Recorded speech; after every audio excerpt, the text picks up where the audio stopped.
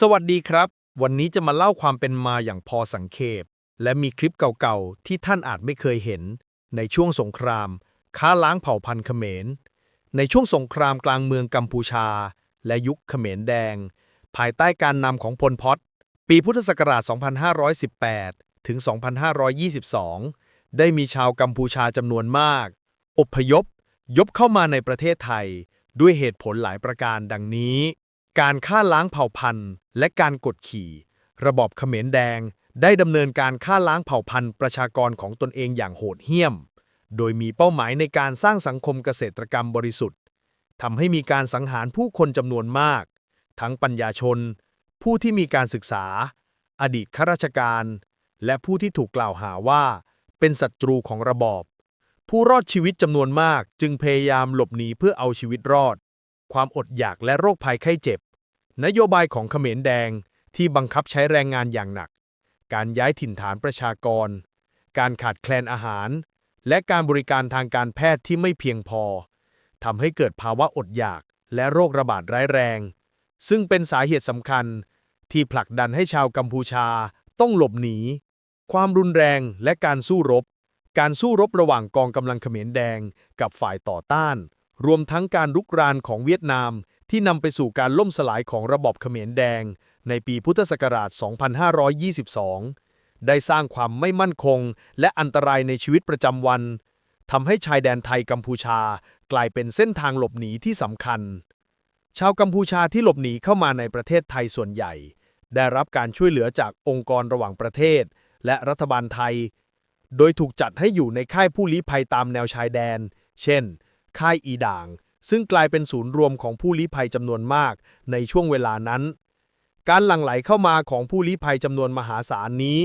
สร้างภาระและปัญหาหลายอย่างให้กับประเทศไทยแต่ก็เป็นที่ประจักษ์ถึงวิกฤตการณ์ด้านมนุษยธรรมครั้งใหญ่ในประวัติศาสตร์ภูมิภาคเชิญรับชมและฝากแชร์ให้โลกได้รู้และชาวเขมรที่ยังไม่ได้เห็นด้วยนะครับขอบคุณครับ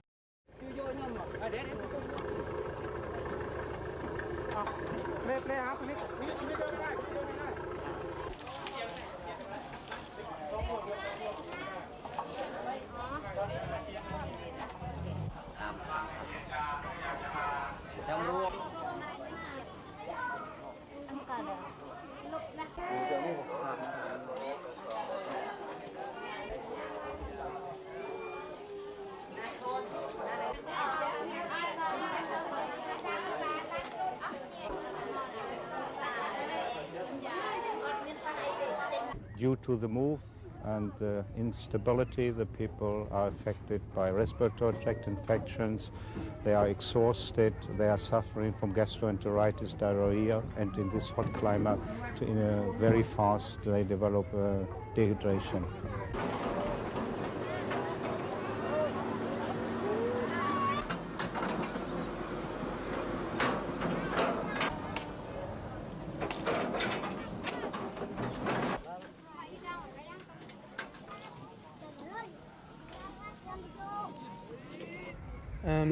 No, in the sense that we did have some warning as long as, say, a month ago, so that preparations had been made at that time for a site roughly in this area off to my left over here.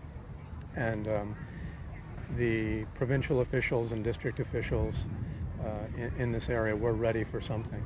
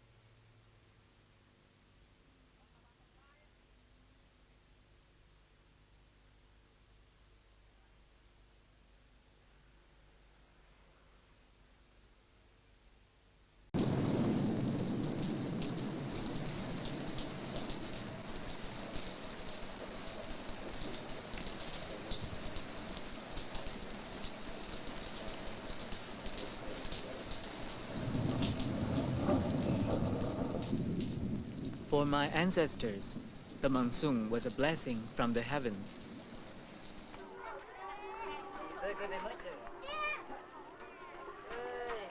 For us in the refugee camps in Thailand, the monsoon is a plague with a harvest of misery and disease.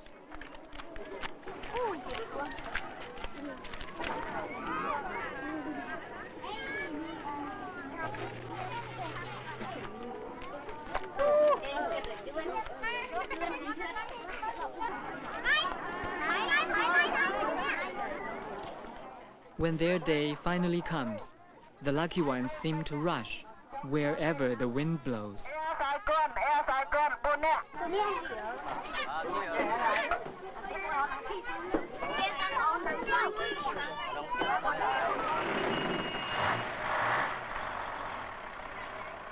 Those of us left behind can only wait and try to keep our hopes alive.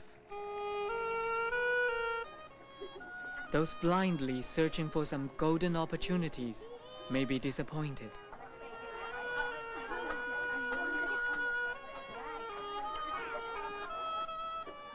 But anything would be better than staying with those who are here, the footnotes to a war.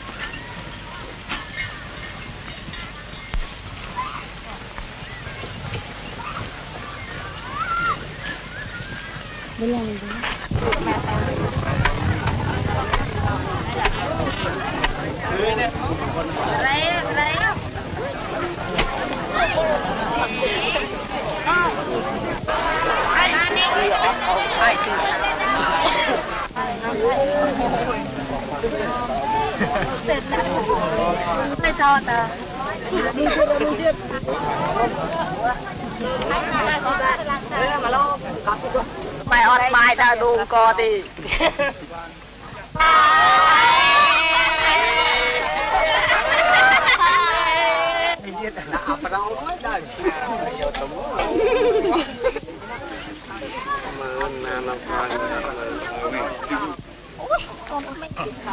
ถ่ายได้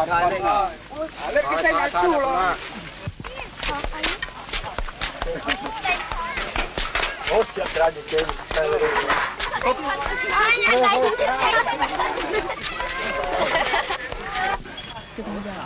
จุ่มไปโน่นโน่นนั่งโอ้เจ้าคณะบ้านเขาไปตามโอ้ไหลนะเอาจริงๆโอ้เคลียร์ต่อติดเก่งอ่างทอดซอมไฮขมายก็หอมอาทิตย์พ่อให้หนึ่งขวดนี้ขวดเนี่ยอีกไทยดันนี้อาร์มคือเดฟัน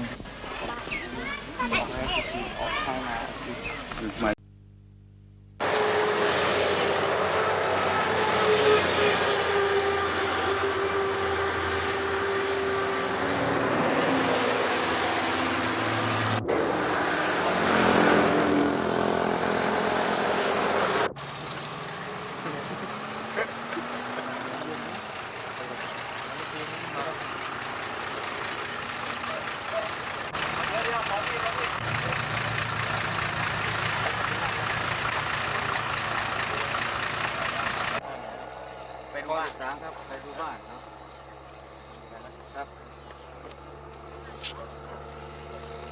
เรียนธรรมะป่ะยังไม่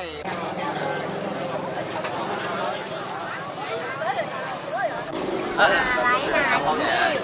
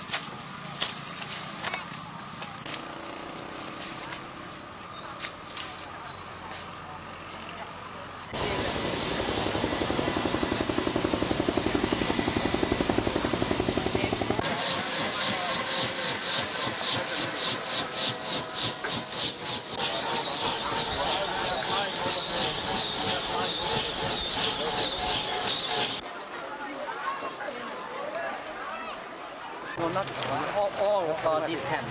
We have two camp. This camp.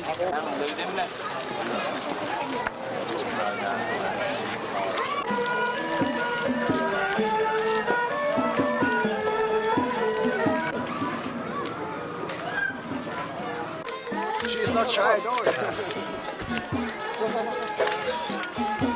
She likes it.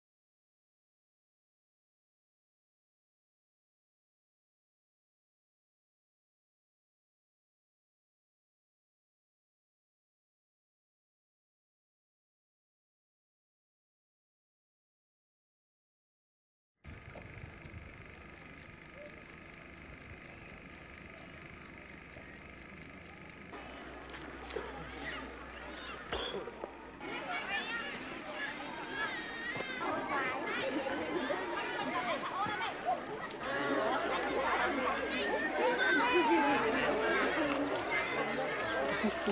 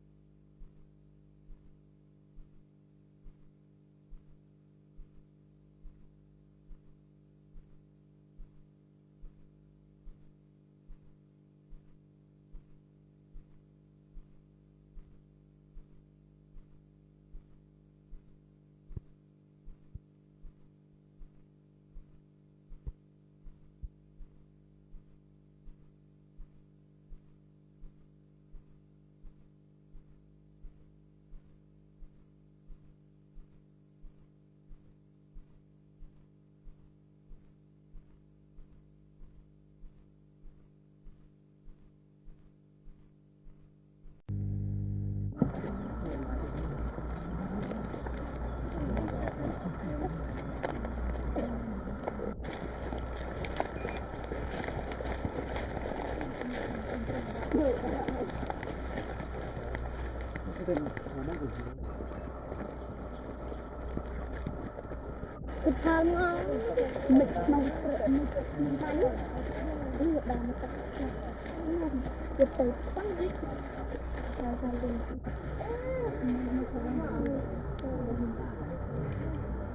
không mấy dân là đây còn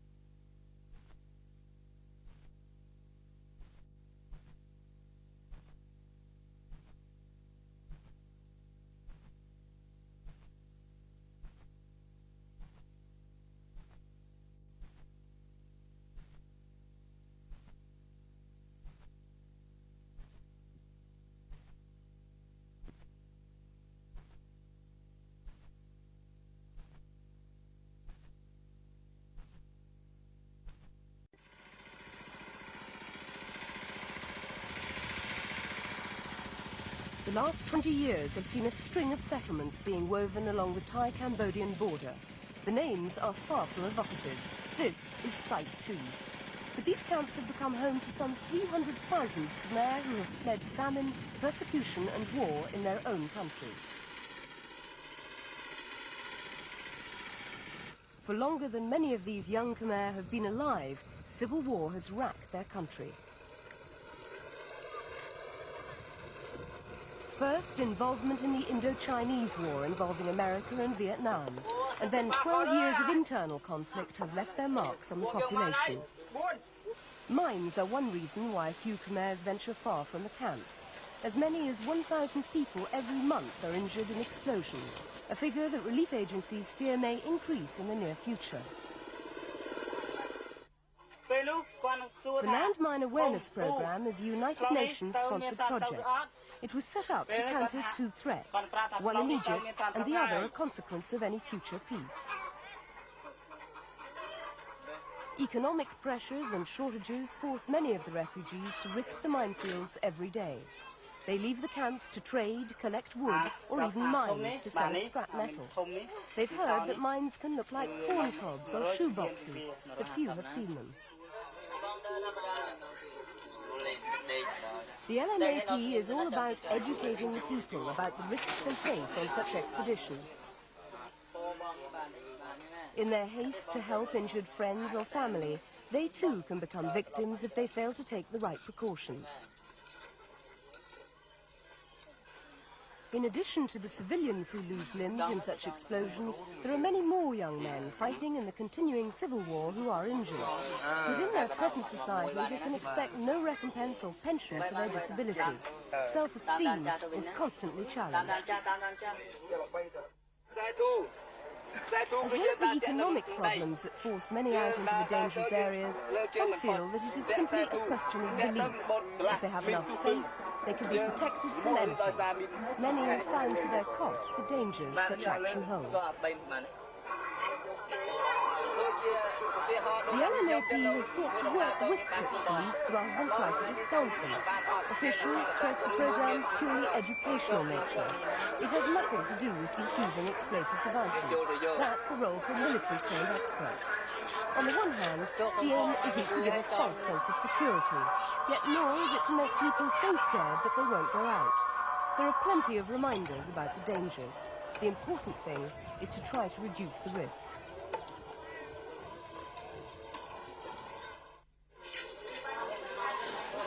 The second, and in some ways greater concern for the relief agencies, lies with the future.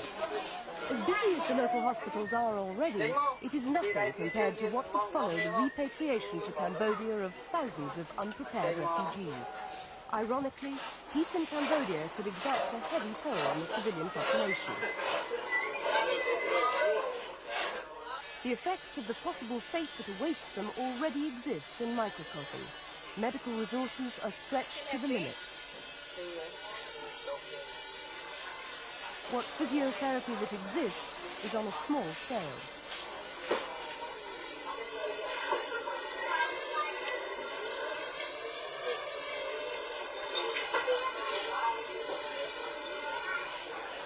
What elsewhere might be the handicrafts of a convalescent, here provide a poignant reminder of the life that awaits many in a wheelchair. Prosthetics are already in short supply, and many patients have long waits before they receive rudimentary artificial limbs. This could all be exacerbated if a ceasefire were followed by a mass return of refugees to Cambodia without any comprehensive demining operation.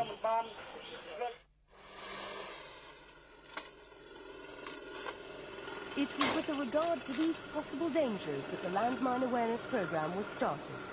The objective of this program is not to demine, but to provide a civilian population in the Khmer border camps with a sufficient knowledge regarding the dangers of landmines to avoid the dangers of the mines. All of the 5 groups involved in the Cambodian fighting are responsible for laying mines. No one knows quite how many, but 100,000 is given as a conservative figure for anti-personnel devices still lying in the ground. With no maps kept and locations soon forgotten, it's feared there'll be a problem for generations to come.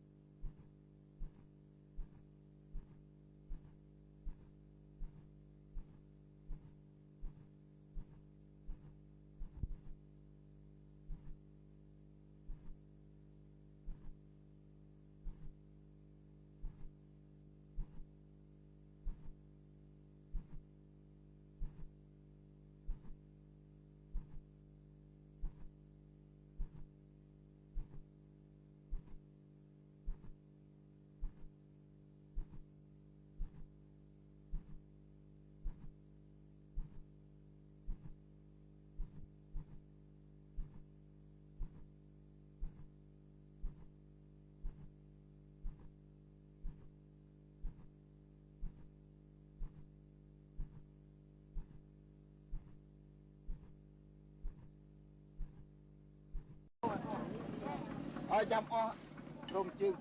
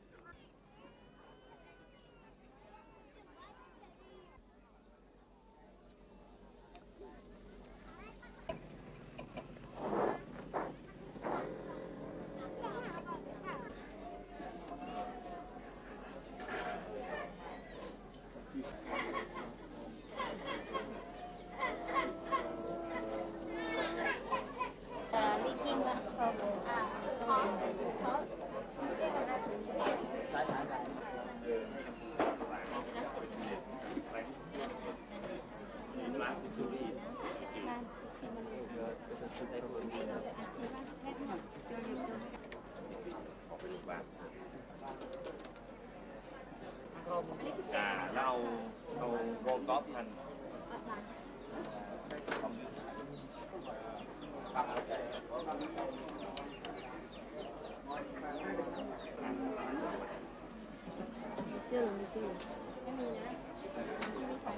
องแอมเลยก็ได้ฮะต่อใส่ไฟนิดเดียวเดี๋ยวฉีดที่เรา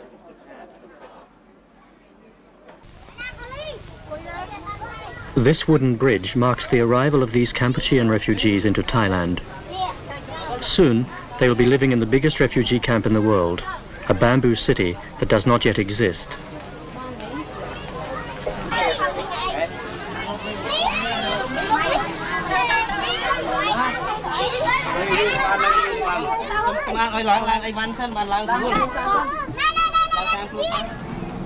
Less than an hour away by bus, Kawidang camp offers a temporary refuge from the continuing conflict along the Kampuchean border.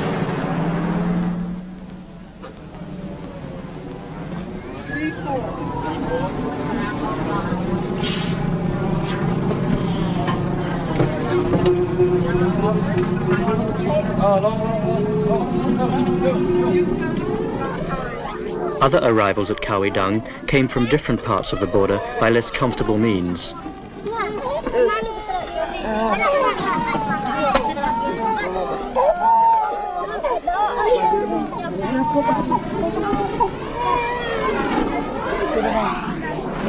On arrival, every man, woman and child was given a brief medical inspection by a team of doctors and nurses from the International Red Cross. The more serious cases were taken directly to the recently assembled hospital wards for specialist treatment, but for most of the refugees, it was merely a puzzling introduction to their new home.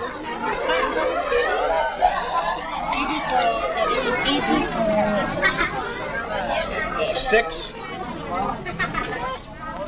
They had to walk nearly 2 kilometers to the hastily prepared site where they will build their new dwellings. Come in. Why don't you all move over this way? Come with me. No, I'll continue. Yeah, I know, but that's the whole group of trees in the way.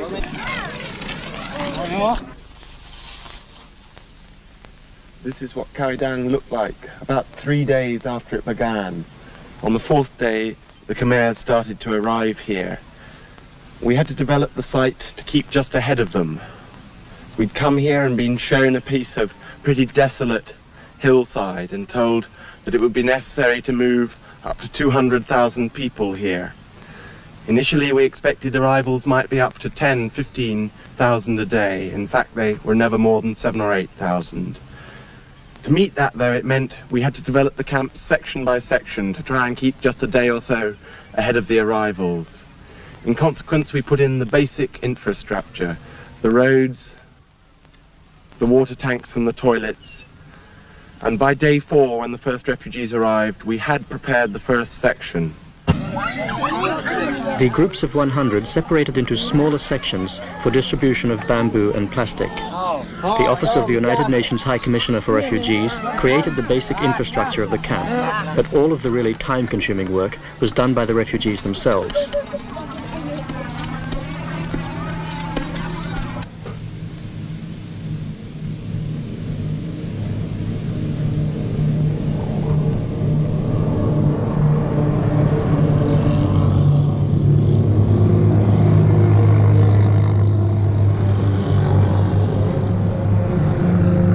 Convoys of food and construction materials from miles away became commonplace along Thailand's eastern border.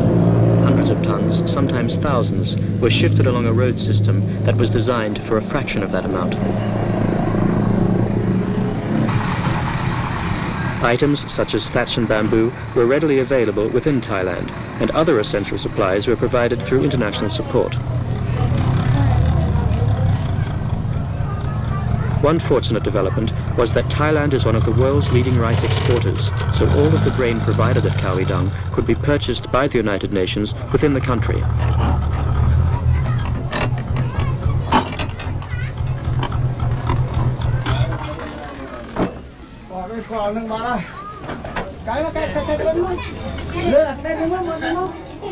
A Khmer family could survive for more than a month just from one of these 100-kilogram sacks of rice.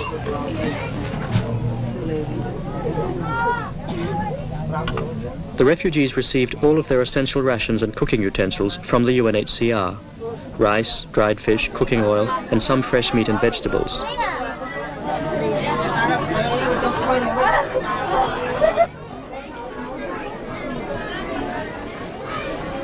All of the supplementary feeding in Kawidang was supervised by the voluntary agency CARE.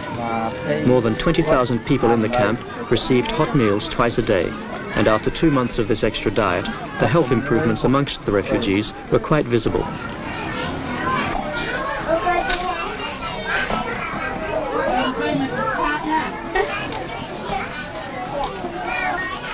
A group who worried us before the move began were the unaccompanied minors. We'd got alarming reports of how many there were at the 2 major border concentrations.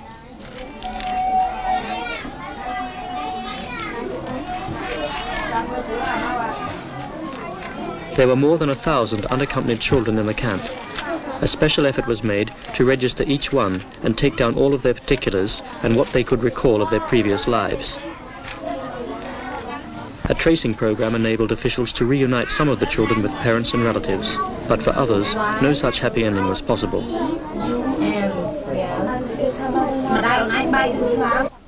Thousands of adults, too, have been lost or separated from Kampuchean relatives abroad, who still hold out hope of one day resuming contacts with their loved ones.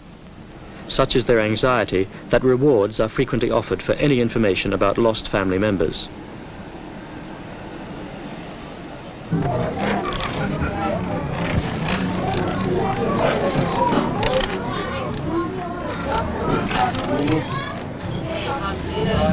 There was a constant flow of letters and telegrams between Khao Dang and the rest of the world, with the International Red Cross acting as the post office.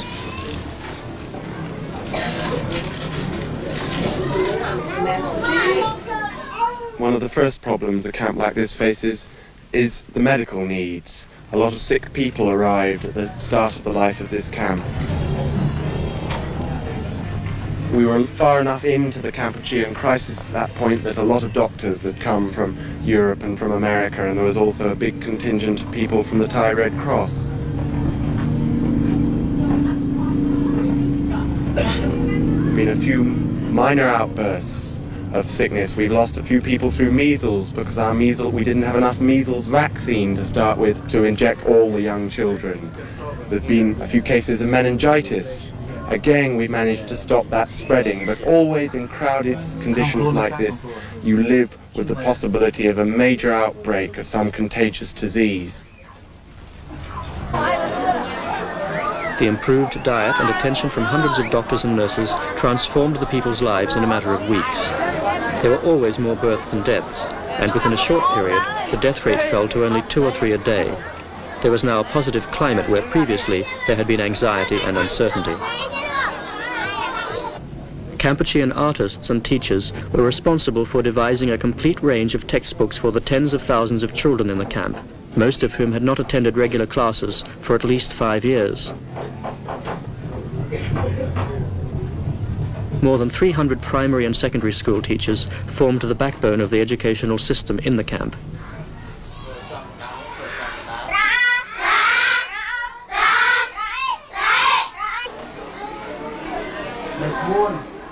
Classes started just after dawn and continued throughout the day in 2-hour shifts in order to reach the greatest number of children.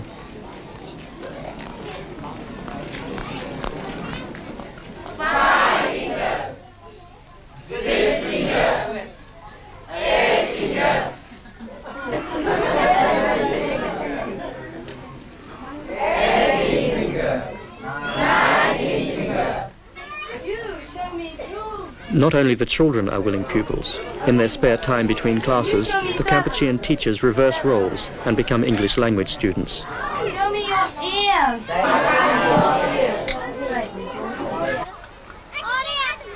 Khao Dang's basic needs of food and water, health and education were all met due to the willingness of both officials and the Kampucheans themselves to work together. The more complex problem, though, of finding a durable solution to their plight cannot be answered within the 3 square kilometers of Khao Dang camp.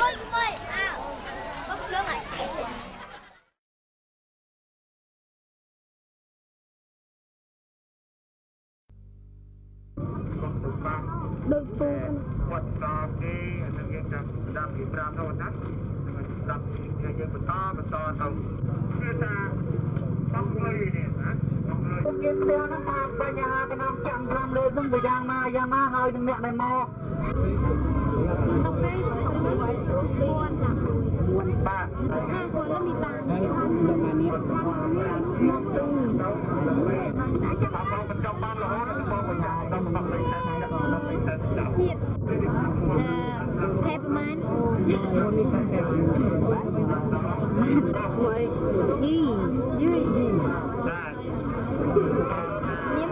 2 เดือนนะปวดหัวแล้ว